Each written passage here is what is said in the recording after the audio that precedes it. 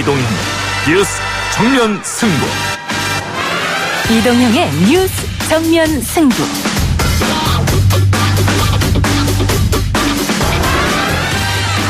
청취자 여러분 안녕하십니까, 이동형입니다. 이동형의 뉴스 정면 승부, 먼저 오늘 준비한 내용 알려드리겠습니다. 언론에 취재는 시키면서 관계기관에는 전혀 협의를 안 하는 그런 전혀 전례 없는 행위가 벌어졌습니다. 이 점이 오히려 훨씬 더 나라를 좀 어지럽게 하는 행위라고 아니할 수가 없습니다.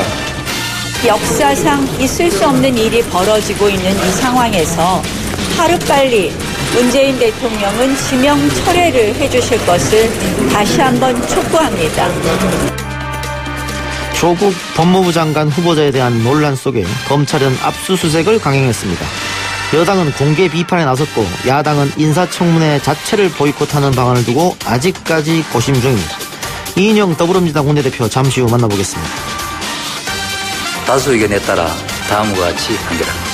주문, 원심 판결 중 피고인들에 대한 유무죄 부분을 포함하여 유죄 부분을 파기하고 이 부분 사건을 서울고등법원에 환송한다. 검사의 나머지 상고를 모두 기각한다. 국정농단 2심이 전부 파기 환송됐습니다. 오늘 대법원이 국정농단 사건 핵심 인물인 박근혜 전 대통령과 이재용 삼성그룹 부회장, 비선실세 최순실 씨의 2심 재판을 전부 다시 하라고 결정한 겁니다. 생중계됐던 오늘 선고를 최강병기에서 짚어보겠습니다. 피고인 박근혜, 이 사건은 대한민국 제18대 대통령으로 재직했던 피고인 박근혜에 대한 특정범죄 가중처벌 등에 관한 법률 위반, 뇌물, 직권남용 권리행사 방해, 강요미수, 공무상 비밀누설 사건입니다. 대법원이 박근혜 전 대통령의 사건을 파기 환송했다는 소식이 전해진 순간 무죄 촉구 집회를 하던 지지자들 사이에서는 탄식이 나왔다고 하는데요. 이분은 오늘 선고를 어떻게 지켜봤을까요? 홍문종 우리 공화당 공동대표의 말 3부에서 들어보겠습니다. We will ban single-use products made of plastic. The same will go for straws, drink stirrers, sticks for balloons, cutlery and plates. EU 집행위원회 부위원장의 말이었습니다. 앞으로 일회용 플라스틱 제품을 금지할 것이라는 내용이었는데요. 코스타리카 연안에서 코에 플라스틱 빨대가 박혀 눈물을 흘리던 거북이 기억하실 겁니다. YTN 라디오와 YTN 플러스 콜라보 코너 해보니즘에서 오늘은 플라스틱 빨대 안 쓰기에 도전해봤다고 합니다. 4부에서 함께 하시죠. 8월 28일 목요일 이동희 뉴스 정면 승부 시작합니다.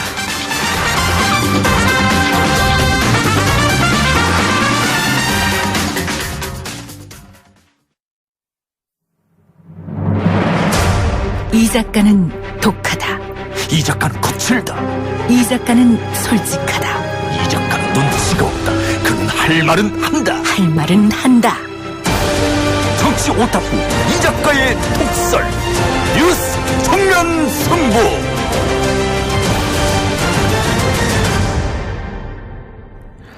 오늘 첫 번째 인터뷰는 더불어민주당 이인영 원내대표입니다. 오늘 자유한국당 국회 정개특위가 패스트트랙에 올라있는 공직선거법 개정안을 의결하자 날치기, 탄핵, 독재라는 격한 표현을 써가며 극렬히 반발했는데요. 나경원 원내대표는 국회 보이콧 카드를 또 꺼내들었습니다. 조국 후보자 인사청문회가 예정대로 열릴 수 있는지도 궁금합니다. 여당의 입장 들어보겠습니다. 이인영 원내대표님 모십니다. 대표님 나와 계십니까? 예. 안녕하십니까. 이인영입니다. 예. 조국 후보자 인사청문회 관련 얘기부터 해보죠. 자, 청문회가 예정대로 열리게 되는 겁니까? 어떻게 되는 겁니까? 자유한국당 쪽에서 법 절차를 제대로 준수하지도 못하면서 9월 2일과 3일날 인사청문회를 개최하자 그래서 원칙에는 어긋나지만 예. 저희가 대승적 차원에서 수용을 했는데 예. 다시 무리한 증인 채택 요구를 해옴에 따라서 예.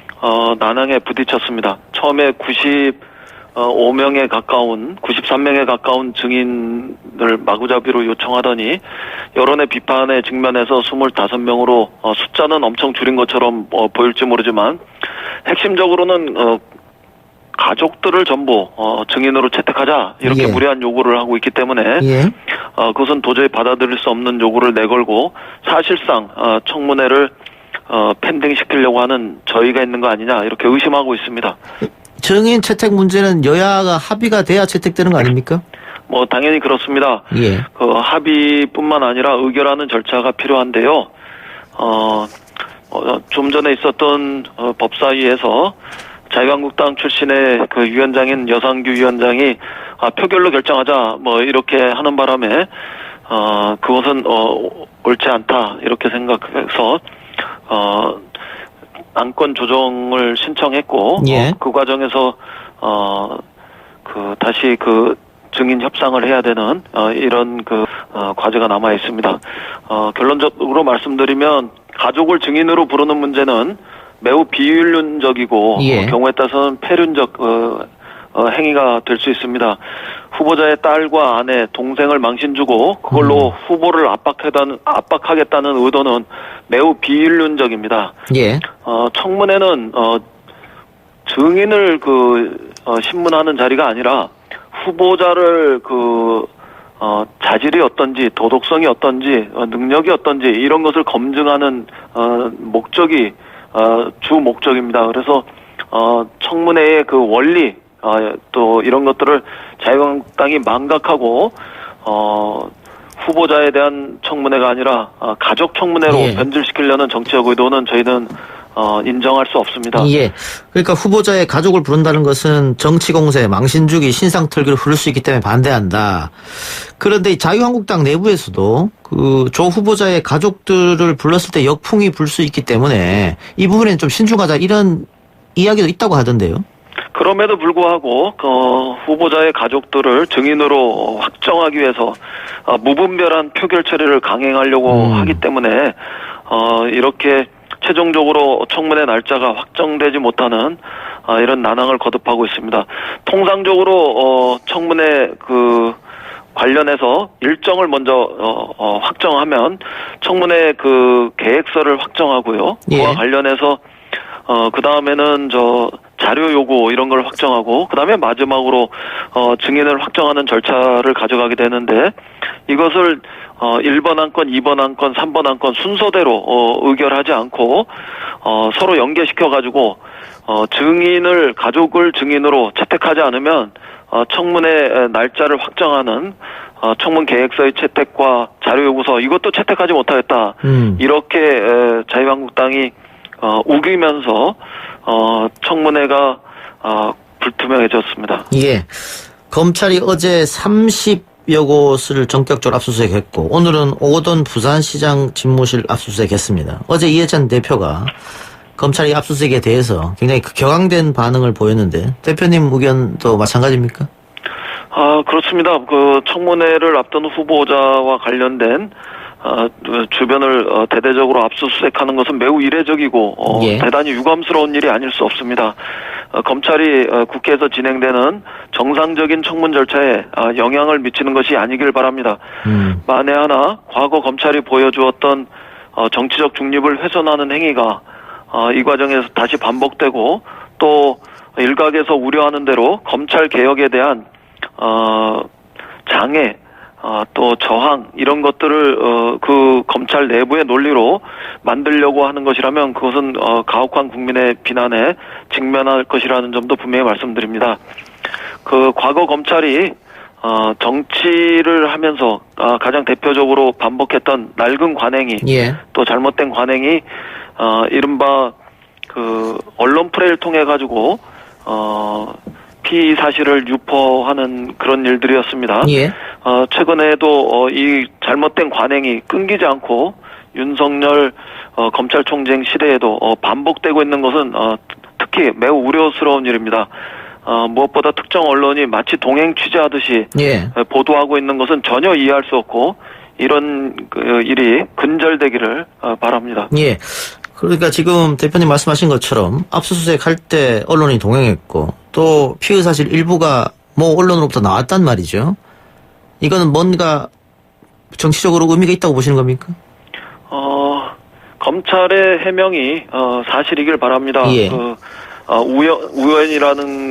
그러나 우연이라고 하기에도 또 그것을 고의라 하기에도 모두 단정할 수는 없지만 검찰의 수사 과정 또 압수수색 과정에서 보안 문제가 허술한 것처럼 오해받는 것은 절대로 바람직한 일이 아니고 그 과정에서 과거 정치 검찰이 반복했던 잘못된 언론 플레이들 이런 것들이 다시 되풀이되고 있는 것은 예. 아니길 바랍니다. 그 청문회가 무사히 치러지고 대통령이 조 전 수석을 임명을 한다.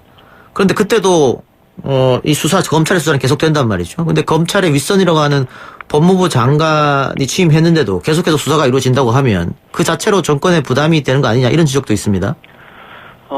이 사건의 발단은요.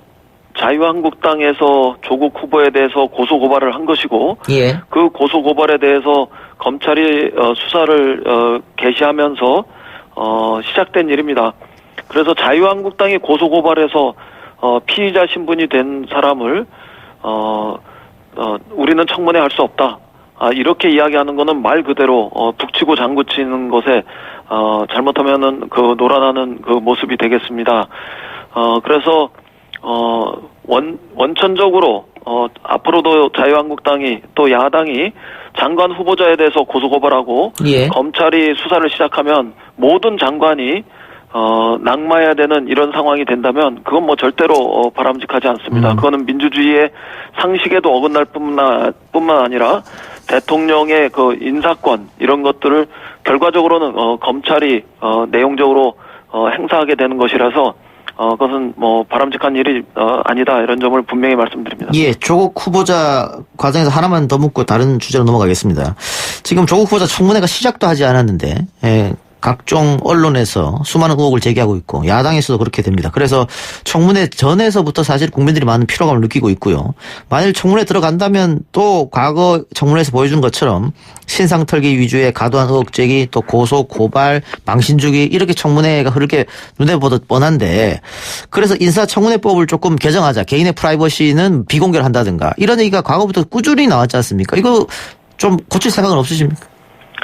이미 국회에는 50건이 넘는 인사청문회 개정 법안들이 제출돼 있을 만큼 현행 그 신상털기, 망신주기, 개인의 그 사생활을 들춰내는 뭐 이런 인사청문제도의 그 보완 필요성에 대한 공감대는 높이 있습니다. 그리고 예. 아마 수없는 청문회 과정을 반복해서 짜증나게 지켜보셨던 우리 국민들도 그것은 필요하다 이렇게 판단하고 계시라고 봅니다. 예.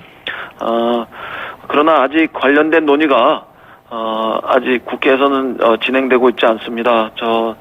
정기국회가 시작되면 인사청문제도 개선을 위한 논의를 본격화하겠습니다. 알겠습니다. 자, 오늘이었습니까? 지금 정개특위 안건조정위에서 선거법 개정이 통과됐는데 자유한국당은 날치기다 이러면서 앞으로 국회에 협조하지 않겠다. 국회 보이콧 선언까지 지금 했단 말이죠. 점점 힘들어지는 국회 상황이 될 것 같은데요. 정치개혁 특위에서 선거법과 관련한 표결을 할 수밖에 없었던 이유는 자유한국당이 시간 끌기만 반복하지 실질적으로 연동형 비례대표제를 비롯한 비례대표제도의 개선안, 선거제도의 개혁안, 더 나아가서 정치개혁과 관련한 제도적 개선안을 전혀 제출하지 않으면서 더 이상 정치개혁특위가 그 활동이 연장되는 것은 무의미하다 이런 판단 때문이었습니다. 원인은 자유한국당이 제공해놓고 그것에 대해서 반발하는 것은 참으로 무책임한 일이다. 저는 그렇게 생각합니다. 자유한국당이 지금 할 일은 국회를 보이콧할 일이 아니라 연동형 비례대표제를 비롯한 비례대표제도, 선거제도의 개선안을 내어놓고 국회에서 협상을 통해서 합의안을 도출해야 한다. 이런 점을 말씀드리겠습니다. 예. 그러니까 지금까지 자유한국당은 협상이나 논쟁이나 토론을 하려고 했던 게 아니라 시간 끌기를 통해서 새로운 선거법을 무산시키려는 작전이었기 때문에 이번에 이렇게 강행할 수밖에 없었다. 그리고 바뀐 선거법을 다음 총선에 적용하려면은 지금 아니면 안 된다. 이런 판단이 있었다는 것이죠. 네, 그렇습니다. 12월 13일경부터는 예비 후보들이 등록하고 활동을 해야 되기 때문에 그 이전에 정치 일정의 투명성을 확보하기 위해서는 일정을 정해놓고 선거법을 개선할 수 있는, 확정할 수 있는 이런 정치 일정을 진행해야 합니다. 그런 점에서 오늘 정치개혁특위에서의 의결은 우선 내년에 적용될 선거법을 확정할 수 있는 시간을 정한 것이라고 생각하고요. 예. 남은 시간 동안 자유한국당이 선거제도의 개혁안을, 특히 연동형 비례대표제를 포함한 비례대표 선거제도의 개혁안을 제출한다면 얼마든지 협상을 통해서 합의안을 도출하는 과정을 우리 국회가 함께 밟을 수 있다, 이런 점도 아울러 말씀드리겠습니다. 알겠습니다. 대표님 오늘 말씀 여기까지 듣겠습니다. 고맙습니다. 네, 감사합니다. 지금까지 더불어민주당 이인영 원내대표였습니다. 1부 순서 마치고요. 2부 최강병기 코너로 돌아오겠습니다. 딱딱하고 지루한 뉴스가 소설보다 흥미진진해지는 새로운 경험. 놀라셨죠? 이것이 바로 이동준의 뉴스 정면 승부.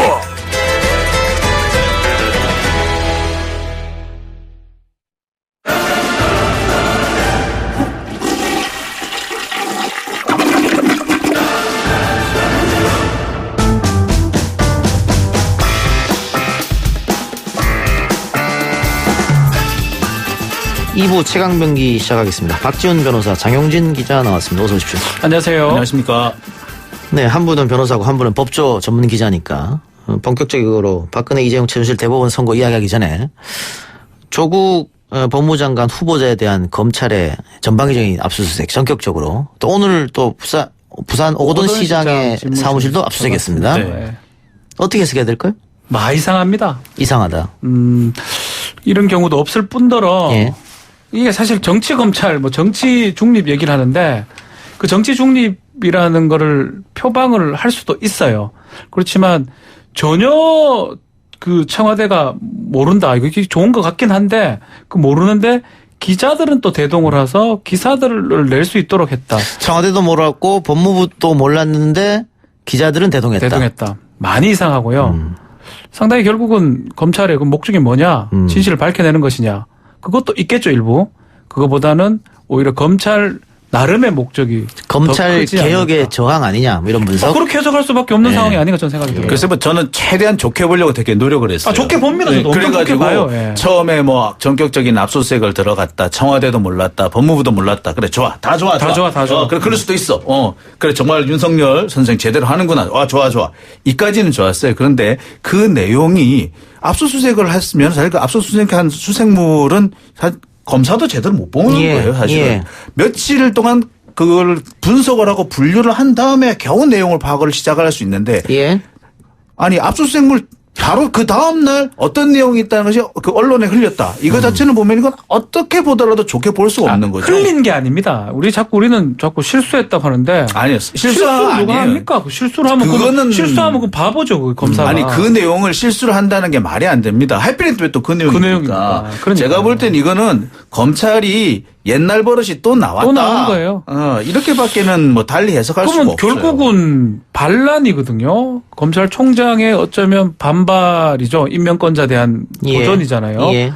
그게 사실은 2년 임기면 2년 말기 정도는 할 수 있어요. 문물총장도 마지막에 한 30일 반항하다가 나갔는데 지금 시작하자마자 30일도 안 됐는데 이렇게 하는 경우는 사실상 없습니다. 이게 검찰 중립인지는 제가 묻고 싶고, 결론적으로 중립을 지켜서 누가 제일 국민한테 이득이 된다면 그 정치 검찰을 벗어나는 건데, 국민의 이득이 아니에요. 우리 국민 원하는 건 검찰개혁, 사법개혁인데 그거 역행할 가능성이 있기 때문에, 그것 때문에 저는 이번 압수수색은 상당히 조금 이상하고 어떻게 보든 간에 결국에는 그 검찰이 조국 후보자를 낙마시키거나 낙마하지 않는다고 하더라도 길을 꺾어 놓는다. 그래서 그렇죠. 검찰 개혁에서 상당히 자신들이 유리한 방향, 검찰이 유리한 방향을 좀 끌고 가고 싶어 한다라고 해석할 수밖에 없는 상황이기 때문에 이 부분에 대해서는, 그래서 제가 볼 때는 이게 검찰이 앞으로 이 수사 결과에 대해서 공정성을 제대로 담보를 하려면 이번에 이 수사 관련된 내용이 압수수색물 관련돼서 이 유출이 된 것과에 대해서는 그렇죠. 책임자를 반드시 좀 처벌하고 색출할 필요가 있다고 생각합니다. 최종 승리자는요, 야당도 여당도 아무도 아닙니다. 검찰인 것 같아요. 검찰일 수 있다. 네. 알겠습니다. 오늘 국정농단 사건에 대한 법원 판결이 있었습니다. 박근혜 전 대통령, 이재용 삼성전자 부회장, 최순실 세 사람에 대한 파기환송 판결이 내려졌는데 간단하게 정리부터 합시다. 네, 국정농단 사건이 사실상 2심부터 다시 재판을 하게 됩니다. 근데 일단 외형상 그렇고요. 실제적으로 보면은 유무죄 판단은 크게 바뀌지 않았습니다. 유무죄 판단에서 가장 크게 바뀐 사람은 이재용 삼성전자 부회장인데요. 이재용 부회장은 항소심에서 무죄를 선고받았던 약 50억 원이 모두 유죄로 바뀌게 됐습니다. 따라서 아마 양형도 대폭 무거워지게 됐습니다. 박근혜 전 대통령 부부는 그 유무죄의 판단은 바뀌지 않았지만 이 뇌물죄를 따로 선고해야 되는데 그 뇌물죄 부분을 따로 선고하지 않고 통합을 해서 한꺼번에 징역형을 선고한 부분을 다시 해야 한다는 판단이 나왔고요. 이 최순실은 어떻게 보면 가장 이득을 본 것 같습니다. 그 강요죄 부분에서 일부 무죄 판단을 받았어요. 그래서 양형도 좀 줄고 벌금도 조금 줄어들 가능성이 생겼습니다. 예. 많은 분들이 해석하기를 이재용 부회장이 가장 곤혹스러울 것이다. 그렇죠. 예. 결국 둘 중에 하나였어요. 2심 재판에서 똑같은 사건에 대해서 박근혜 전 대통령은 받았고 이재용 부회장은 안 줬고 이런 결론이 나왔어요. 예. 똑같은 사실관계, 똑같은 서울고등법원에서 부를 달리하면서 한쪽 부에서는 이재용 그 부회장한테 예. 무죄를 선고를 했죠. 사실을 하나인데 판단이 엇갈렸죠. 그러니까 둘 중에 하나로 가야 돼요, 결국은. 예. 전원 합의체 간 것도 결국은 박근혜 전 대통령이 안 받을게 나오든지 아니면 이재용 부회장이 준 걸로 나오든지 둘 중에 하나로 나오는데 결과론적으로는 일반인들이 아니면 대부분 많은 전문가들이 예상한 대로 박근혜 전 대통령이 받은 게 맞고 그렇다면 이재용 부회장이 그 86억 정도죠. 그것을 횡령을 해서 줬던 게 맞다라고 결론이 난 것입니다. 그러면 말 구입비 34억 원도 뇌물이다. 네. 영재센터 16억 원도 뇌물이다. 뇌물이다. 이렇게 해서 뇌물 금액이 늘어났지 않습니까? 네. 횡령액도 그럼 늘어나게 되잖아요. 문제는 뇌물을 공여한 거는 형이 그래 높지 않습니다. 예. 받는 사람은 높고요. 공여는 5년 이하의 징역 정도니까 공여가 달라지진 않을 것 같아요. 문제는 이거를 주면서 자기 생돈으로 준 게 아니고 회사 돈으로 말을 사가지고 주고 회사 돈으로 지원을 한 거고 센터에다가 그 부분은 업무상 횡령이 될 수가 있고 횡령 금액이 50억이 기점이 돼요. 일반 횡령죄는 뭐 5년 이하의 징역인데 만약에 50억이 넘어가게 되면 10년 뭐 무기까지도 가능한 특정경제가중처벌법이 적용이 되거든요. 이게 가장 문제예요. 이 지금 삼성에서 자신들의 의견을 냈어요. 뭐 이 판결 관련해서 국외재산 도피죄 빠진 게 뭐 다행스럽다. 네. 그 얘기하는데 그거 빠진 만큼 횡령죄 인정되기 때문에 저는 똑같다 생각이 듭니다. 그래서 경영권 승계 부분도 우리 2심에서는 인정하지 않았는데 이것도 인정됐고. 인정 당연히 됐죠. 부정한 청탁도 있었다고 봤고. 그 박근혜 재판 때 2심 다 인정됐던 예. 거거든요. 예.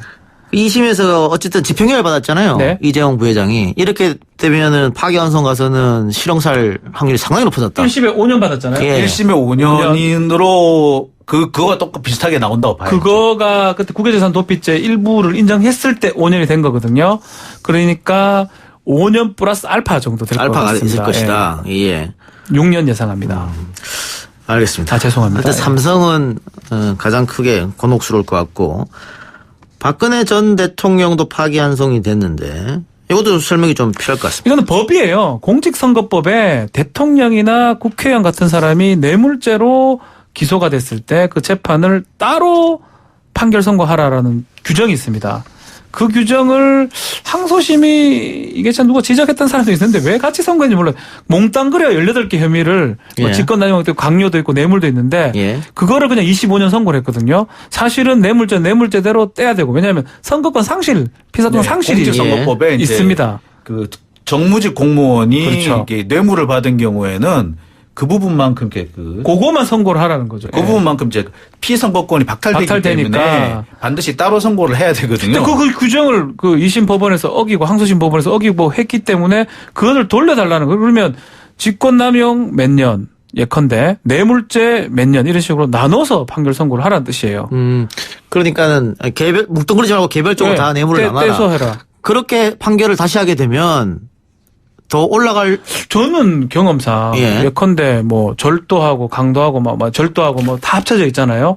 그럴 때 5년 받는 거를 병합한 걸 분리되면 늘어나는 경우가 더 많아요. 그러니까 이게 그렇습니다. 이게 그 경합범이라는 게 있습니다. 경합범 규정에 보면은 가장 무거운 범죄에서 2분의 1까지만 가중을 하게 돼 있어요. 그러니까 만약에 10년짜리 선고면 15년까지 그렇죠. 선고할 수가 있는데 이걸 따로 떼게 되면은 10년 따로 7년 뭐 이런 식으로 나올 수 있거든요. 그러니까 제가 볼 땐 2, 3년 정도 적어도 한 박근혜 전 지금 대통령 벌써 입장에서는 25년이거든요. 25년인데 이거 떼가지고 하면 2, 3년 늘어날 것 같고 또 이거 말고도 뭐 특활비하고 또 5년, 2년 공선법 그 공천 개입 그것도 있고 그래서 상당히 좀 형이 많습니다. 예. 그 일부 무죄란 걸 인정한 판결은 어떻게 되는 겁니까? 그 최순실 거죠. 그거는 논리적 당연한 겁니다. 뇌물죄가 이렇게 성립 안 할 때는 최순실이 강요를 했고 자기가 받고 싶어서 한 거기 때문에 예. 강요가 아니냐라는 건데 뇌물이 돼버리면 강요가 안 되기 때문에 그 부분이 빠지기 때문에 최순실 20년 받았습니다. 예. 한 2년 정도 빠질 가능성이 있습니다. 예. 아까 우리가 이재용 부회장 이야기를 했었는데 지금 집행유예 상태니까 밖에 나와 있는 상태고 네. 앞으로 계속 그렇게 재판을 받겠죠. 파기환송 재판을. 바로 법정 구속하지는 않을 것 그렇죠. 같아요. 파기환송 받을 텐데 박근혜 전 대통령 같은 경우에는 정치권에서 일부 정치권 인사들이 특사 얘기 했었지 않습니까? 왜? 근데 특사 얘기는 지금도 아직까지는 이게 특사가 해당 사항이 없습니다. 특사는 확정 판결이 나야 되는데. 그러니까 아직까지. 오늘 뭔가 확정 판결이 났으면. 예, 특사 얘기를 되죠. 했겠죠. 그런데 확정 판결이 아니고 파기환송이 됐기 때문에 또 1, 2년 어차피. 그렇죠. 크리스마스 정도 생각을 할 수가 있는데. 연말에 아니면 연초에. 근데 이거 지금 파기환송되면 기본 저는 6개월 정도 된다고 6개월 정도는 간다고 봐야 되니까. 내년 초입니다 또 다시. 내년 초기 때문에 모르죠. 또 내년에 또 어린이날이니 부처님 오신다 이렇게 할 수는 있을런지는 모르겠습니다만 글쎄 이게 확정 판결이 났는데 진짜 그 해에 바로 사면 얘기를 하는 건 사실 사례가 없거든요. 없죠. 예. 그렇기 때문에 사실 좀 적어도 이번 문재인 대통령 임기 말까지는 나오기 어렵지 않겠나 예. 생각합니다. 않다. 근데 하여튼 이번 대법원 판결 3명 모두가 파기환송 됐는데 이 형량 부분에 대해서는 최순실 씨나 박 전 대통령 같은 경우는 크게 차이가 안 날 것이라고 보여지고요. 플러스 마이너스 1, 2년이니까. 예. 다만 이재용 부회장인 경우에는 집행유예로 나왔었는데 아마 집행유예는 어려울 것이다. 네. 이제는 그렇게 보면 됩니다. 예. 아주 쉽게 보면 그렇게 될 것 같아요. 예, 그렇게 됐는데 이렇게 대법원에서 판결을 했기 때문에 삼성의 경영권 승계작이 있었다고 인정을 했단 말이죠. 그렇죠. 그러면 또 다른 재판이 있습니다. 삼성 바이오로직스 사건. 네. 이거하고도 연계되는 거 아닙니까? 이거 또 다시 같은 재판부 또 같은 검찰인데 달리 볼 수가 없을 것 같아요. 제가 볼 때는 이게 삼성 바이오로직스 사건 같은 것이 이게 경영권 승계라는 것에 현안이 존재했다는 것을 더 뒷받침해주는 증거가 될 수가 있거든요. 그렇기 그렇죠. 때문에 사실 유죄의 증거가 더 강해진다 이렇게 볼 수 있습니다. 저는 사실 이 삼성 바이오로직스 사건 같은 경우 이게 사건에 있던 1, 2심이라든지 이런 내용을 좀 추가시키기 위해서 좀 파기환송이 나지 않겠느냐라는 예측도 조금 하긴 했었는데 어쨌거나 삼성 입장에서 보자면은 앞으로 이 사건까지 포함해서 상당히 좀 곤욕스러운 입장이 처할 수밖에 질 것으로 보입니다. 경우에 따라서는 정말 말 그대로 경영권 승계에 어떤 직접적인 영향을 줄 수도 있지 않겠나 싶네요. 예.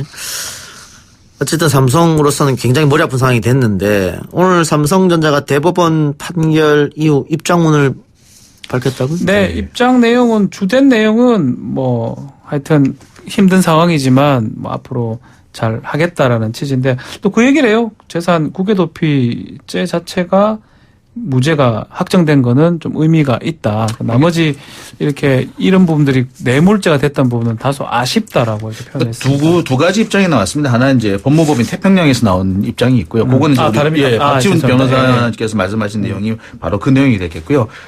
삼성그룹에서 낸 것에서는 이런 내용이 있습니다. 그러니까 국민들께 송구하게 생각합니다. 그리고 다시는 이와 같은 잘못을 반복하지 않도록 하겠습니다.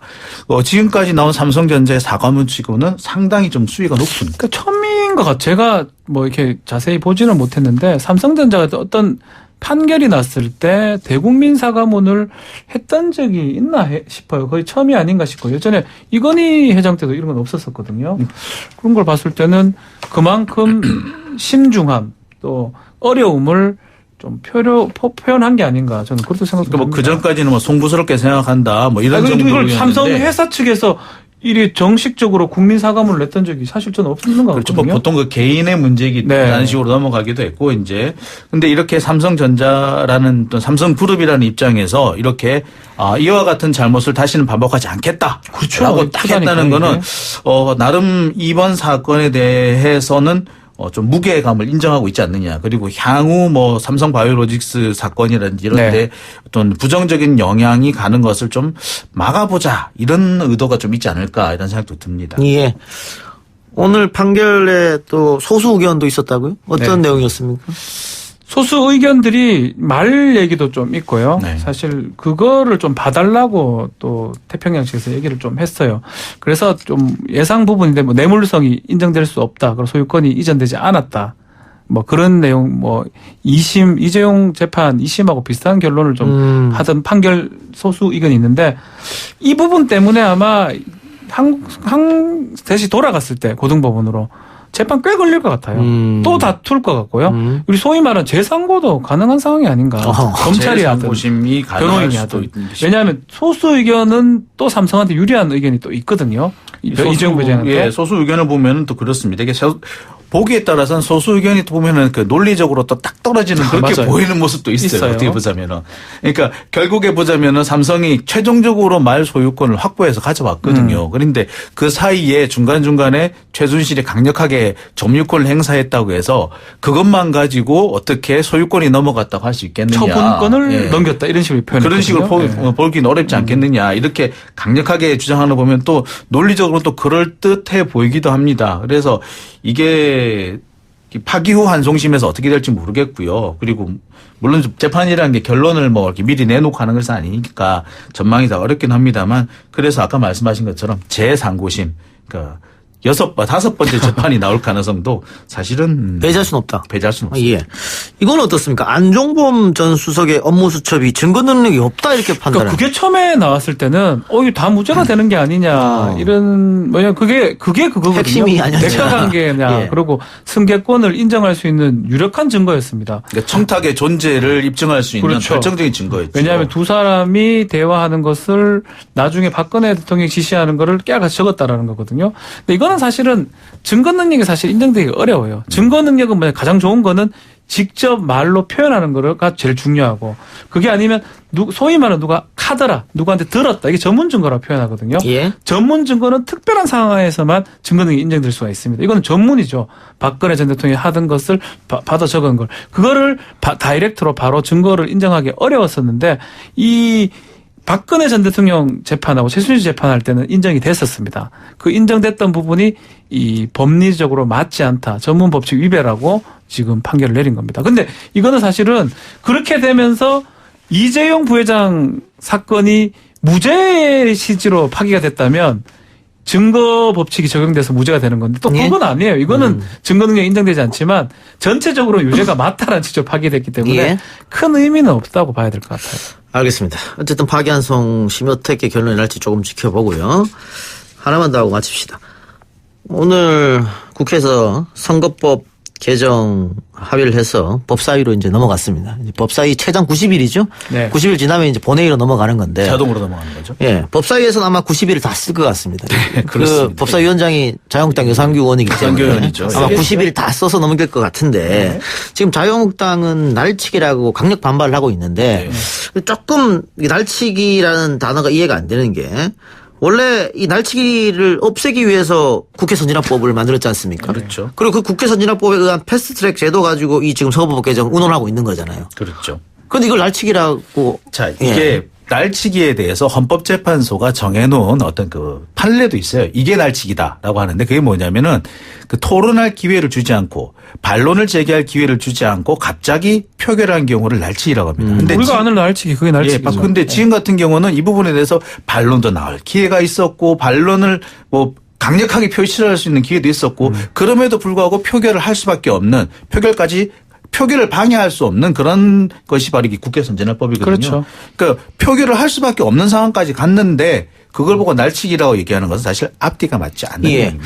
근데 어쨌든 이렇게 되면서 국회는 다시 정쟁 상태로 돌아섰고 국회 보이콧 얘기가 다시 나오고 있거든요. 네. 이게 결국은 국회 보이콧하면 가장 피해보는 국민들인데. 글쎄 뭐 시간 같은 지금 이제 정기국회가 이제 들어갈 시점이 됐거든요. 그렇게 되면 이제 예결산 특위가 지금 운영이 될 거고요. 그다음에 국정감사도 있을 예정인데 그 부분에 사실 그 예결산이라든지 국정감사 사실 모든 지방이라든지 국민들의 첨예한 이해관계가 걸린 부분이지 않습니까? 근데 그런 부분에서 좀 너무나도 좀 부실하게 심사가 진행될 수밖에 없다라는 점에 좀 아쉬울 수밖에 없어요. 당장 국민들한테 피해갈 수밖에 없고 근데 한편으로는 그렇습니다. 어쨌거나 지금 상태에서 자유한국당이 이 국회 보이콧을 하면은 어쨌거나 예산은 정해진 시한 안에 그냥 자동 통과가 되는 거니까 그래서 자유한국당 측에서 크게 얻을 것도 없지 않을까라는 생각도 들어요. 보기에 따라서는 이게 좀 엄포용일 가능성도 있어 보입니다. 알겠습니다. 두 분 말씀을 여기까지 듣겠습니다. 수고하셨습니다. 감사합니다. 1, 2부 순서 마치고요. 저는 뉴스 듣고 3부로 찾아뵙겠습니다. 글쎄 안 들려 들을 뉴스 없어 아무 뉴스도 귀에 들어오지 않아 듣고 또 들어도 들을 뉴스 없어 만든 게 2%야 이동영의 뉴스 정면 승부. 이 작가야, 궁금하다. 이 작가야, 문자 줄게. 질문다오. 여러분은 지금 웃으며 정보를 입수하고 편안하게 참여하는 이동형의 뉴스 정면 승부와 함께하고 있습니다. 생방송에 참여하고 싶은 분들은 샵 0945, 우물정 0945번으로 단문 50원, 장문 100원의 문자 메시지를 보내주시거나 예스 앱으로는 무료로 참여할 수 있습니다. 지금 바로 보내주세요.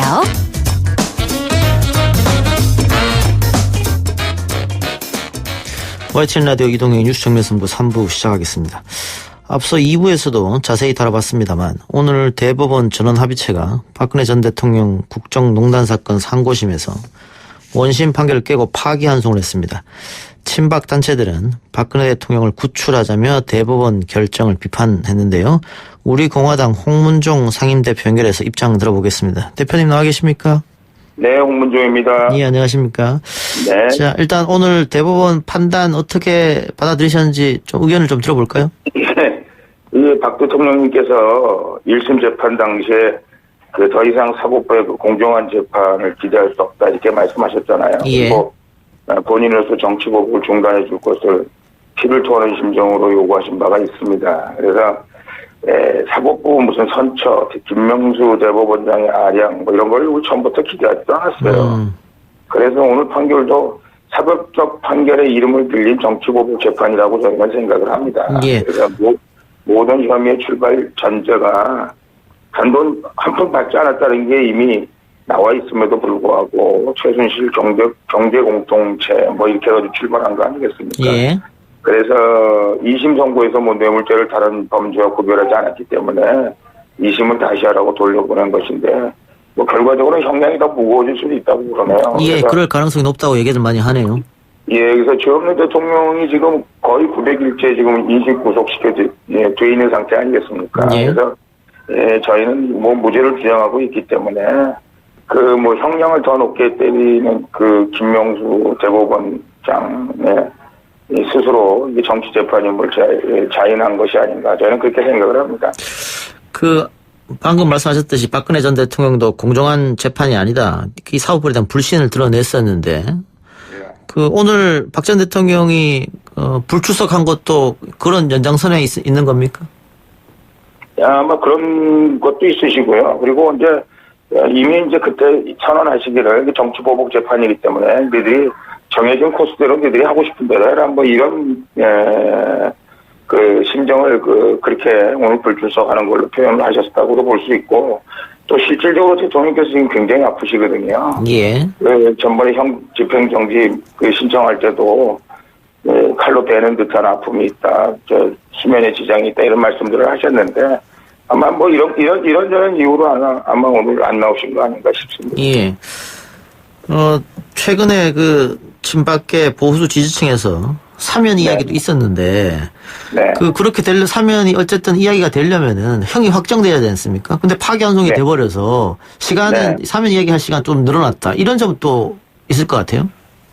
글쎄요. 그래서 솔직히 저희는 뭐 사면을 부고라는 것이 아니라 이게 촛불 구태타에 의해서 헌정 동단 사태가 일어난 사법농단 사태이다. 저희는 이렇게 평가를 하고 있기 때문에 대부분이 이게 말하자면 정치적 술수라고 생각을 합니다. 그래서 빨리 대통령이 형이 확정되면 사면될 수 있는데 오히려 그렇게 대통령을 사면할 수 있는 그런 코스를 막아버린 것이 아닌가 그런 관점에서 오늘 다시 파기환송에서 돌려보낸 것이 아닌가 저는 그렇게 생각하고 있습니다. 예.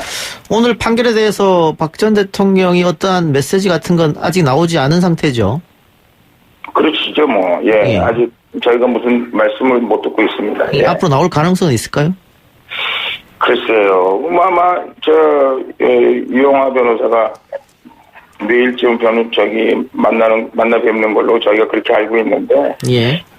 글쎄 모르겠습니다. 무슨 말씀을 하실지 아니면 뭐 이미 다 알고 있었던 사실이기 때문에 뭐 그냥 하고 싶은 대로 해라 그냥 그렇게 하실런지 이건 잘 모르겠습니다만 하여간 분명한 메시지는 이거는 정치 보복이다. 그리고 이거는 정치 재판이지 이거는 사법적 판단이 아니다. 이제 이렇게 생각하고 계시는 것만은 확실한 것 같습니다. 예. 그 정치 보복이라고 계속 주장하시니까 박 전 대통령 탄핵은 여전히 잘못됐다 이렇게 판단하시는 겁니까? 네, 그렇죠. 그런데 이 박근혜 전 대통령 탄핵은 민주당만 한 게 아니고 당시 새누리당 의원들도 많이 동참해서 이루어진 거지 않습니까? 그러니까 새누리당 의원들이 그 정신 빠진 사람들이죠. 그 제정신입니까? 이게 아니 대통령을 탄핵하려면 내란죄, 외에는 탄핵을 할 수가 없어요.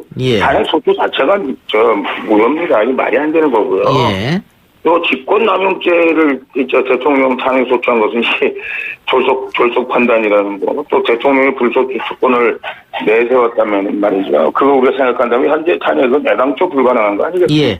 그래서 제가 연장선상에서 질문을 좀 드리면요.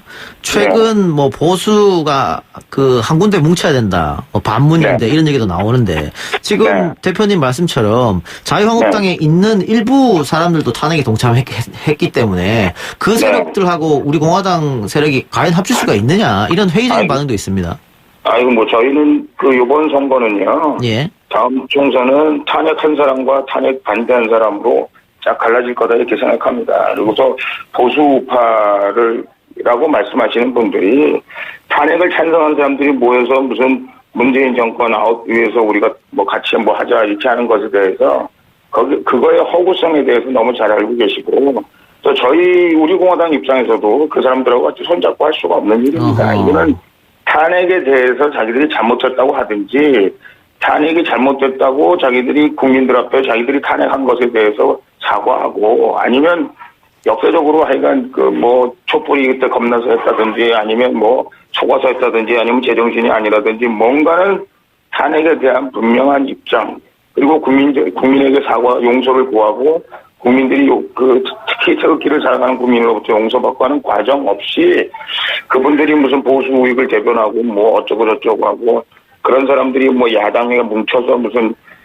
보수 통합 어쩌고 저쩌고 하는 그거는 저희가 용납할 수가 없고요. 그리고 국민들로부터도 제가 보기에는 대접을 받을 것이다 그렇게 생각합니다. 그러면 그 탄핵 세력의 사과와 반성 없이는 한 텐트 안에 모이기는 힘들다 이 말씀이네요? 불가능하다고 봅니다. 불가능하다. 왜냐하면 국민들이 그런 사람들을 보수 우익이라고 인정하지 않고요. 그리고 정치판에서 그런 사람들은 제가 보기에는 퇴출돼야 된다고 생각합니다. 퇴출이 답이다. 네. 예, 알겠습니다. 강한 발언을 하셨어요. 자, 오늘 패스트트랙에 태운 선거법 개정안이 법사위로 넘어갔고요. 자유한국당은 굉장히 반발하고 있는데 우리 공화당 입장은 어떻습니까? 이 바뀐 선거법에 대해서. 그러니까 자유한국당이 야당을 하는 건지 안 하는 건지 정신도 못 차리고 있는 거죠. 제가 자유한국당에 있을 때 이거는 무조건 된다. 패스트트랙에 올릴 뿐만 아니라 이거는 청와대 오다이에서 하는 거기 때문에 된다고 그렇게 얘기를 했거든요. 그래서 이거를 막기 위해서 기본적으로 대책을 세워놓지 않으면 어떤 수단 방법을 통해서라도 이게 된다 이렇게 얘기를 했는데 결국 여기까지 왔지 않습니까? 저희는 이거 말이 안 되는 거죠. 이거는 여당하고 여당 1중대, 2중대, 3중대, 4중대 무슨 민평당 정의당 등등 해서 3분의 2를 넘기려고 하는 술책인데 사실은 지금 문재인 정권이 조금만 인기가 더 있으면 3분의 2가 나올 가능성도 있었습니다. 그런데 지금으로 봐서는 제가 보기에 하여간 굉장히 어렵지만 과반수는 거뜬히 넘길 수 있을 것 같은 제도거든요. 지금으로 봐서는. 예. 그래서 저희가 이거를 선거법을 지금 개정하는 것이 아니라 대한민국을 공산화하는 공산법이다. 제가 이제 이렇게 사람들을 설득하고 있어요. 왜냐하면 이른바 사익들이 3분의 2 이상을 차지하는 그런 결과를 초래하게 되거든요. 그래서 저희가 찬성할 수가 없죠. 찬성할 수가 없으나 된다고는 봐야 되니까 저희가 된다고 보면 어떤 우리가 나름대로 그 비상한 결단을 내리고 대처해야 될까 이런 고민들을 하고 있습니다. 예. 의원님 말씀은 이 법이 통과가 돼서 적용이 되면 진보 좌파 세력들이 3분의 2가 넘게 되기 때문에 이 법을 반대한다 이 말씀이네요. 3분의 2가 될 그런 플랜으로 사실은 이분들이 만든 거거든요. 예. 그런데 일각에서는 이 바뀐 법 선거를 하게 되면 우리 공화당이 비례를 많이 받을 수 있지 않느냐. 우리 공화당한테는 유리한 법이다. 이런 해석이 있단 말이죠. 제가 그 말씀을 드렸지 않습니까? 우리 공화당한테 뭐 좋은 법일 수도 있어요. 그러나 지금 우리 당이 지금 좋다 나쁘다를 가지고 이 선거법 자체를 우리가 좋다 나쁘다를 얘기할 수 없는 게 이거를 아까도 말씀드린 것처럼 우리 대한민국을 완전히 좌양자시키겠다는 법이거든요. 그래서 결국은 이분들이 3분의 1을 넘기고 무슨 우리는 정말 무슨 나중에 고려형 병제를 하려고 뭐 하나 이런 의심까지 하게 되는데 이거를 우리가 찬성할 수 없죠. 물론 우리 만약에 통과가 된다면 우리 공화당한테는 정의당과 뭐 우리 공화당이 제일 이 선거법의 혜택을 받을 거라고 봅니다. 그러나 그렇다고 그래서 우리 당에 유리하다고 그래서 저희가 이 선거법을 찬성할 수는 없는 겁니다. 또 어떤 이 정치 전문가들의 주장은 나경원 원내대표가 이 법에 대해서 극렬히 반대한 이유가 우리 공화당하고 지지가 겹치기 때문에 어느 정도 그래서 자유한국당이 갖고 갈 비례대표 의석을 우리 공화당이 갖고 가는 거 아니냐 그래서 반대한다 이런 주장도 하더라고요. 뭐 그런 생각도 있었으리라고 생각을 합니다. 그런데 뭐 겹치는 건 사실인데요. 이런 식으로 가면은 한국당이 공화당한테 게임도 안 됩니다. 네. 정신 못 차리고 가면요. 그 우리 공화당이 만약에 바뀐 법이 적용이 되면 비례대표는 상당히 유리하겠지만 지역구에서도 자유한국당하고 맞서게 되면 가능성이 있다고 보십니까? 지금 이미 TK에서는요. 공화당으로 넘어왔어요. TK는?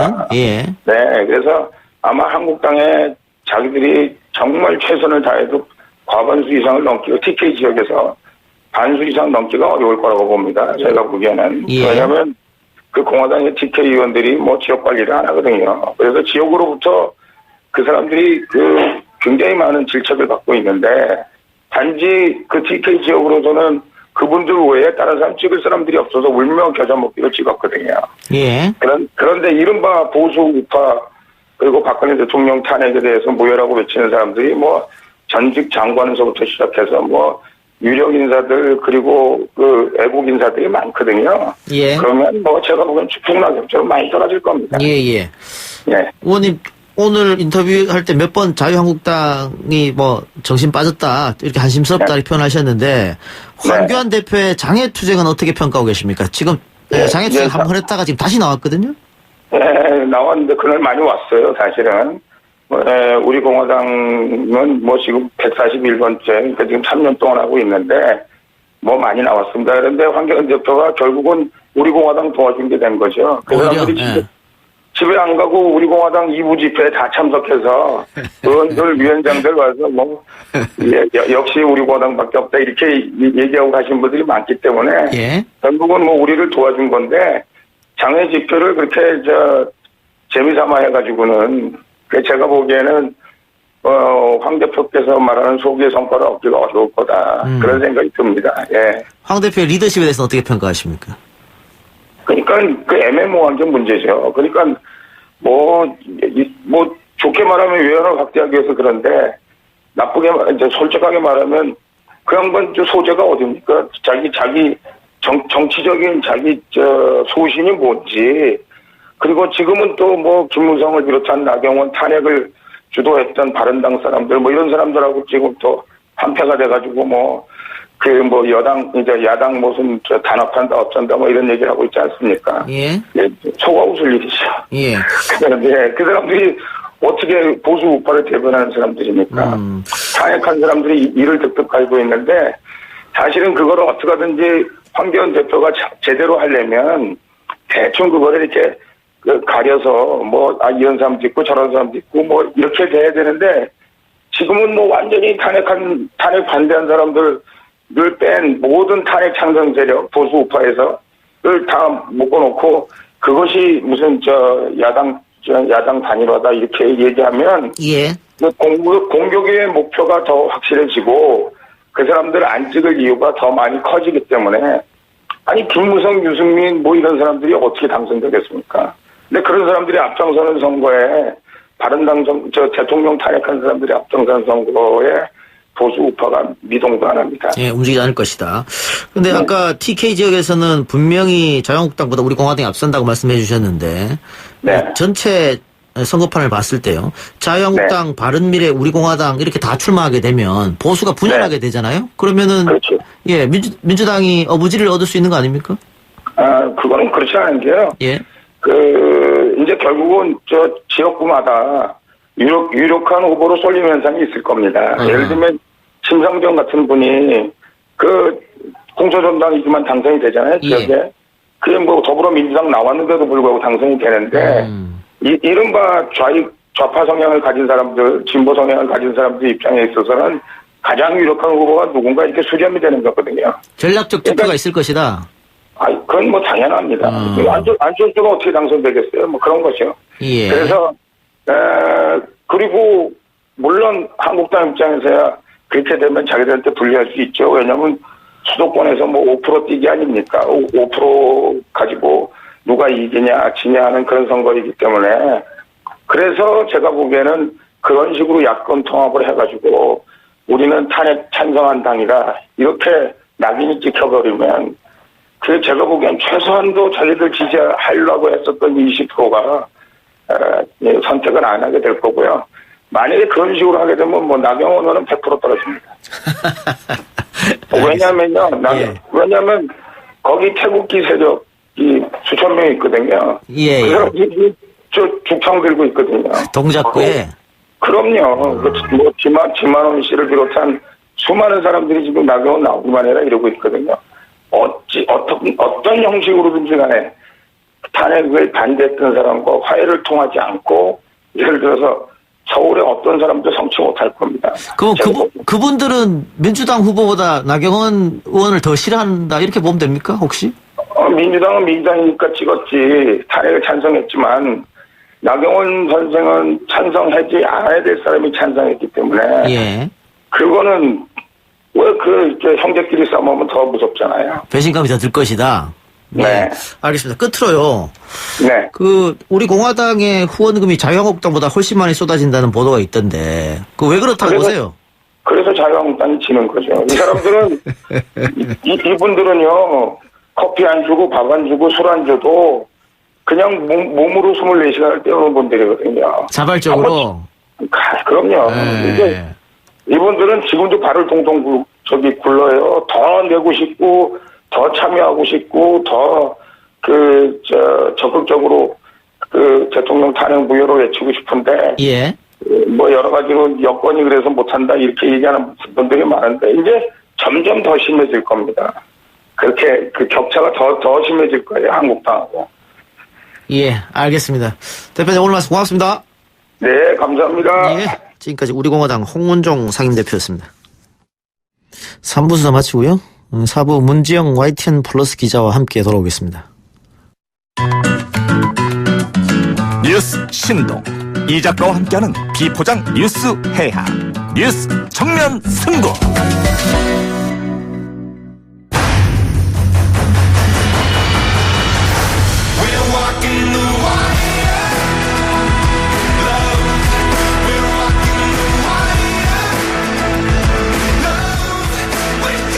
YTN 라디오 이동의 뉴스 정면 승부 4부 시작하겠습니다. 이 시간에는 해보니즘 백문이 불여 일행 진행해보고 있는데요. 우리 일상생활에서 누구에게나 있을 수 있는 일, 평소 우리가 궁금하고 호기심을 가졌을 법한 일, 하지만 내가 직접 해보기 어려운 일을 기자가 직접 체험해보고 이 자리에서 후기를 나눠보는 시간입니다. YTN 라디오와 YTN 플러스가 만났습니다. 뉴스 정면 승부 전격 콜라보 프로젝트 해보니즘 오늘 함께할 분은 YTN 플러스 문지영 기자입니다. 어서 오십시오. 네, 안녕하세요. 반갑습니다. 예, 네. 매주 다른 분이 오십니까? YTN 플러스에서? 네, 매주 돌아가면서 5명이 옵니다. 그렇군요. 네. 누가 저랑 호흡이 제일 잘 맞는지. 네. 근데 예전에 저랑 다 한 번씩 맞춰봤지 않습니까? 그렇죠. 예전에 같이 프로그램을 하고 네, 있었죠. 다들 절 싫어했었죠? 아닙니다.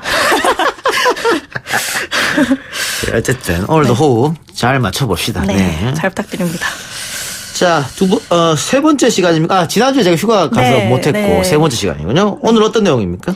네, 오늘은 제가 얼마 전에 해보니 시리즈 기사로 소개를 해드렸던 대한빨대 체험 후기에 대해서 조금 공유를 드리려고 해요. 대한빨대. 네, 대한빨대라는 말이 조금 생소하신 분들도 계실 텐데 쉽게 말해서 플라스틱을 대체할 수 있는 소재로 만들어진 빨대 이렇게 생각해 주시면 될 것 같고요. 뭐 가장 쉽게는 제가 뭐 별다방이라고 해야 할까요? 예. 네, 거기서 요즘에 제공하고 있는 종이 빨대 이거를 가장 많이 조금 이용할 수 있지 않나 싶습니다. 플라스틱 빨대를 사용하면 안 되는 것은 뭐 환경 문제입니까, 결국? 그렇죠. 뭐 일각에서는 플라스틱 빨대 하나가 자연에서 분해되는데 뭐 500년이 걸린다 어허. 이런 얘기도 있기 때문에 특히 우리나라에서는 제가 소비자로 체감하기에는 작년 정도부터 이런 여러 가지 대한 빨대가 좀 많이 출시되고 홍보도 된 것 같다고 빨대뿐만이 보입니다. 네. 아니고 뭐 종이컵이나 이런 것도 사용하지 말자 이런 얘기가 많더라고요. 그렇죠. 요즘에는 뭐 플라스틱 컵을 이제 안 쓰자고 하니까 갑자기 종이컵을 더 쓰게 된다 뭐 이런 얘기도 있긴 하더라고요. 네. 우리나라 한 해 플라스틱 사용량이 어느 정도 됩니까?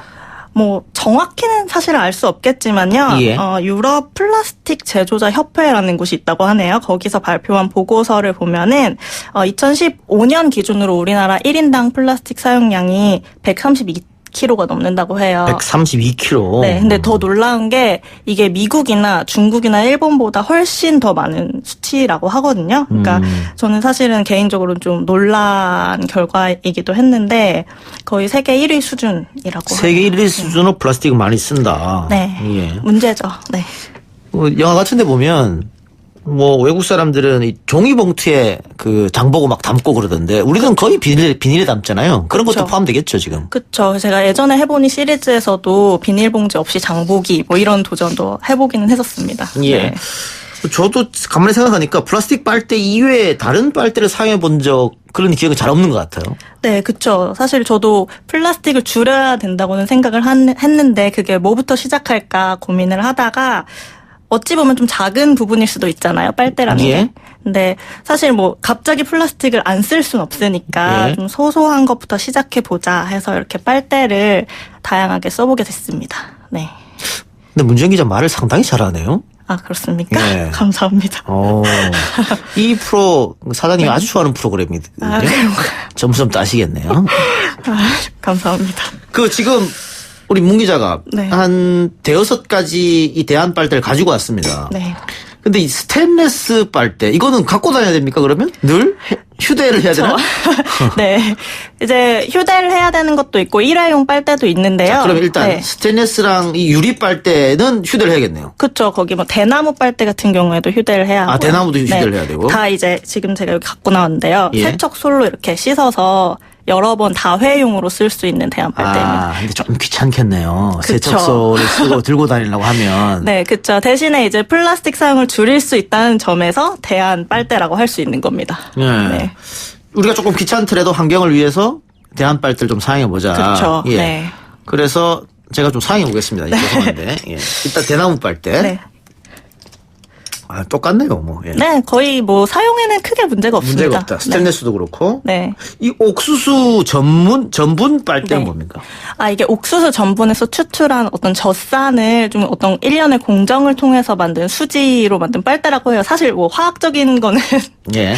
제가 뭐 자세히 지금 여기서 설명드릴 건 아니지만 사실 옥수수 전분 빨대 굉장히 플라스틱과 비슷하지 않나요? 보시면은. 예, 그렇네요. 거의 육안으로 구분이 안 될 정도인데 예. 이게 자연에서 100% 생분해가 되는 완전한 친환경 소재라고 합니다. 예. 네. 요 또 쌀 빨대가 있는데요. 요거는 좀 맛이 나요. 그렇죠. 예. 실제로 먹을 수 있어요. 아하. 그래서 지금 녹았는데 물에 제가 한 1시간 정도 담가놔서 쌀이기 때문에 녹았네요, 아무래도 진짜로. 좀 흐물흐물해졌는데 제가 실제로 이거 삶아서 먹어봤거든요. 예. 근데 약간 가래떡 같은 맛이 나요. 지금은 딱딱할 텐데. 아니요, 지금도 부드러워요. 네. 약간 실제로 이 쌀 빨대 제품 겉면에 건면이라고 써 있어요. 겉면? 면이라고 써 있고 유튜브 같은 데 들어가 보시면은요. 그 실제로 면으로 파스타를 이 빨대로 파스타를 만드는 그런 영상도 찾아보실 수 있습니다. 이걸로 그럼 커피를 마시고 배고프면 먹고. 아, 네. 지금 제가 지금 씻고 있거든요. 네. 나쁘지 않아요, 쌀빨대. 아, 그렇습니까? 네. 조금 흐물흐물해진다는 게 좀 그러면 단점이긴 하죠. 쌀빨대와 옥수수 전분 빨대는 쓰고 버려도 상관없고, 왜냐면 빨리 썩으니까 이거는. 그쵸? 네, 그쵸. 그런데 대나무나 유리 빨대, 그 다음에 스테인리스 빨대는 갖고 다녀야 된다, 세척하면서. 그쵸. 근데 대나무 빨대 같은 경우도 완전 대나무 그냥 가지를 말려서 만든 거기 때문에 완전 뭐 자연 소재죠. 그래서 그냥 일반 쓰레기에 버리시면 되고요. 한 1년 정도 사용할 수 있다고 합니다. 1년 정도. 네. 종이 빨대도 있네요. 종이 빨대는 꽤 많이 쓰던 것 같아요. 그쵸. 네, 많이 쓰는데 뭐 일각에서는 뭐 종이 맛이 난다. 아니면 네. 휴지심 같다. 뭐 이런 평도 있기 때문에. 휴지심 같긴 하네요, 진짜. 네.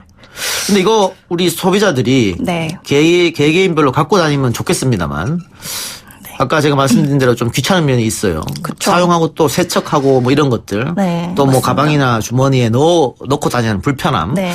그래서 이게 아까 얘기한 옥수수 전분이나 쌀이나 종이 빨대 이런 것들은 그 매장에서 사용할 수도 있지 않을까. 네, 실제로 제가 저희 동네에서 옥수수 전분 빨대를 사용하는 카페를 발견을 했어요. 네. 그만큼 이제 플라스틱과 비슷한데 친환경적이기 때문에 실제로 카페에서도 이제 조금씩 상용화가 되고 있다고 보여지고요. 제가 실제로 사무실에 저 세 가지를 놓죠. 옥수수 전분과 쌀 빨대를 놓고 팀원들이랑 써봤거든요. 예? 근데 옥수수 전분 빨대는 금방 동이 났어요. 지금 딱 하나 남은 거 제가 가지고 온 겁니다. 인기가 네. 있었네, 그만큼. 네, 인기가 있었어요. 근데 또 이렇게 생각해 볼 게 있는 게 플라스틱 빨대를 사용하면 네. 그 매장을 운영하시는 분들 입장에서는 상당히 저렴하게 구할 수 있거든요. 그렇죠. 근데 지금 얘기한 이 대한 빨대는 분명히 플라스틱 빨대보다 단가가 두세 배 비쌀 거라고 예상이 되네요. 네, 지금 여기서 가장 단가가 싼 게 종이 빨대나 옥수수 전분 빨대일 텐데, 예. 제가 사실 종이 빨대는 정확한 단가를 알아보지 못했는데, 옥수수 전분 빨대는 100개들이에 3,000원 정도에 구매를 했거든요. 근데 플라스틱 빨대가 뭐 5원에서 10원 정도 하나에 하는 거라고 생각하면, 옥수수 전분 빨대는 한 30원 정도 하는 걸로 나와 있어서 환경을 생각한다면 사실 개인으로서는 부담할 만한 가격이라고 생각하고요. 사실 근데 이제 업체에서는 어느 정도 좀 가격에 부담이 대한 있다. 네, 고려가 필요한 부분입니다. 네. 예. 자, 그 과거 아까 얘기한 별다방에서 아이들이 스테인리스 빨대를 사용하다가 사고가 발생한 적이 있다고. 아, 근데 네, 우리나라는 아니고요. 미국이랑 캐나다에서 있었던 일인데 사실 굉장히 딱딱하잖아요. 스테인리스 빨대가. 예. 그래서 뭐 아이들의 입에 상처가 나서 제 기억으로는 네, 2016년이었는데요. 그래서 별다방에서 스테인리스 빨대를 전량 리콜했던 적이 있다고 하네요. 네. 그리고 이 대나무 빨대는 가격이 많이 비싸네요. 네, 하나에 제가 구매한 그 빨대는 공정무역 대나무 빨대라고 해서 하나에 2,500원 정도 했거든요. 근데 실제로 베트남에서 수작업으로 이렇게 만들어진 빨대라고 들었습니다. 네. 예. 그리고 가격이 좀 비싼 단점이 있고 네. 유리 빨대는 뭐 보기에도 좋고 좋습니다만 혹시 깨져서 그쵸. 다칠 염려가 있지 않나 아이들 네, 특히. 네. 저도 그래서 좀 찾아봤는데 그 제품 사용 설명서 같은데 보면은 생활 충격에는 우리 유리컵을 쓰듯이 생활 충격에는 큰 무리가 없다 이렇게 나와 있고요. 실제로 저도 이거 한 3개월 정도 쓰는데 별로 이제 뭐 깨진 적도 없고요. 별로 크게 위험하다는 생각은 아직까지는 저는 안 들었는데 아이들 쓸 때는 조금 조심을 해야겠죠. 네. 예.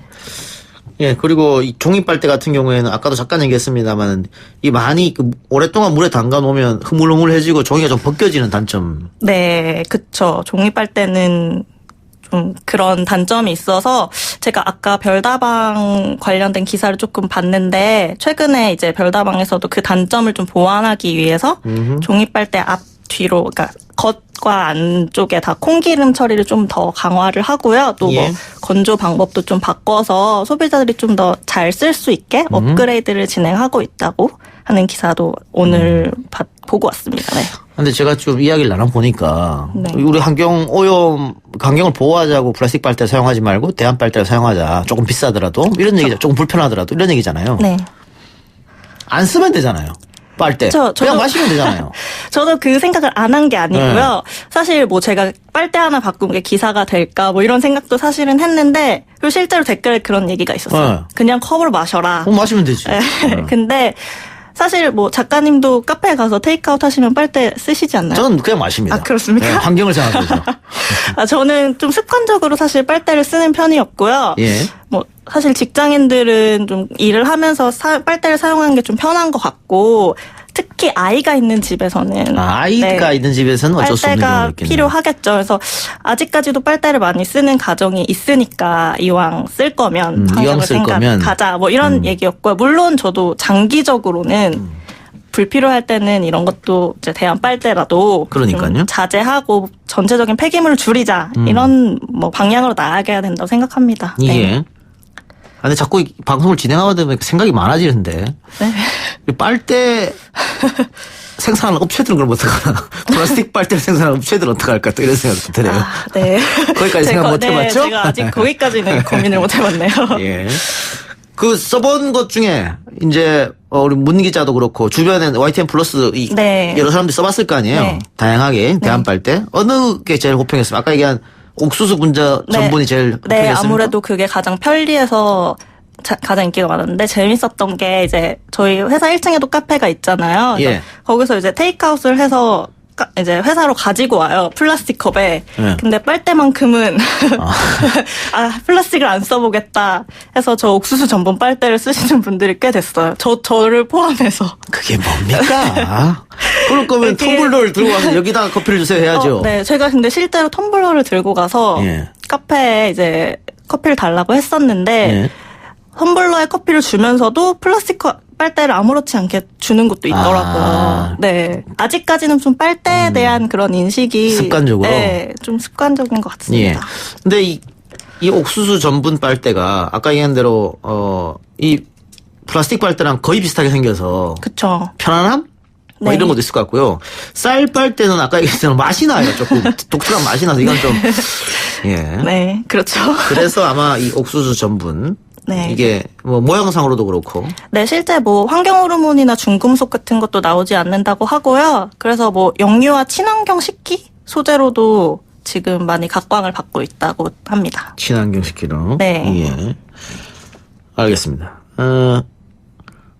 지금 플라스틱 빨대를 사용하는 분들과 대한 빨대를 사용하는 분들 비율 당연히 플라스틱 빨대가 월등히 높겠죠. 그렇죠. 뭐 정확히 뭐 그거를 파악할 수는 없겠지만요. 뭐 참고 자료로 한번 보자면 작년 11월에 한국소비자원에서 발표된 어떤 설문조사 결과 자료가 있는데요. 예. 일회용 플라스틱 사용에 대한 설문조사였는데 응답자 1000명 중에 한 84% 정도가 플라스틱 빨대를 쓰는 이유에 대해 빨대를 규제해야 한다라고 필요성은 인정을 했어요. 하지만 절반 이상이 아직 습관적으로 플라스틱 빨대를 쓴다 혹은 대한 빨대를 찾지 못했다 이렇게 응답을 한 결과는 있습니다. 네. 그러니까 지금 카페 내에서 플라스틱 컵 사용은 많이 하지 말라는 규제는 있잖아요, 지금. 근데 그쵸. 플라스틱 빨대에 대한 규제는 없으니까. 네, 벌써 컵 규제는 1년 정도 지나서 어느 정도 자리를 잡은 것 같은데요. 빨대 규제는 아직 없고요. 근데 세계적으로 사실 플라스틱 퇴출에 대한 목소리가 많이 나오고 있잖아요. 그래서 유럽연합이나 뭐 미국, 하와이주, 뭐 캘리포니아주 이런 데서는 이미 플라스틱 빨대를 규제하는 법안이 이미 통과된 상태예요. 그래서 2021년 정도부터 유럽연합에서는 플라스틱 빨대, 뭐 플라스틱 포크 다 사용하지 못하게 할 예정이라고 합니다. 예. 네. 그러니까 카페 내에서 플라스틱 컵 사용에 대한 규제가 있어서 최근에 매장에서 먹으려고 하면 뭐 유리컵이나 이런 데 담아주고 테이크아웃 할 때는 테이크아웃 할 때도 플라스틱 컵에 아직은 주죠. 아, 그렇습니다. 종이컵으로 바뀐 거 아닌가요? 아직은 아이스 음료는 플라스틱으로 주는 경향이 있고요. 네.